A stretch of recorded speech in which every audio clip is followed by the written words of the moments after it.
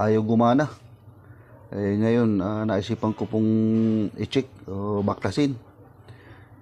Bali na check ko naman po itong ating wiring sa input hanggang dito po sa kanyang mga kabilang dulo. Okay naman ho yung continuity, ayos. Ating madadali di magagamit siya. Putol po lahat ang kanyang koneksyon.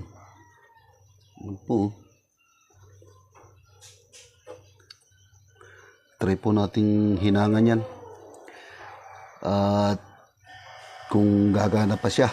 Pero okay naman po yung winding niya, hindi naman siya grounded, hindi siya nag-short. Ayan po, nahinan ko na po yung magkakabilang dulo. Pa-switch po natin sa number 1. Ayan, ayaw. Subukan naman ho natin itong carbon niya.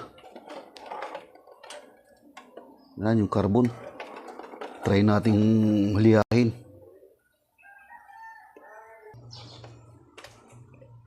Try po natin i-on kung iikot na siya. Bali niliha ko lang po yung carbon brass at saka yung pinakang rotor, yung bali.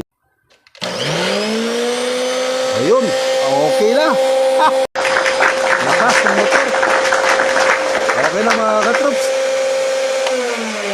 Mga kaibigan, nadali po natin, napagana natin itong motor ng aking gawa ko po dito sa yan, niliha ko lang ho yan. Ayan, niliha ko, tapos ito pong carbon brush niya. Ayan, madali lang naman pong palabasin yan.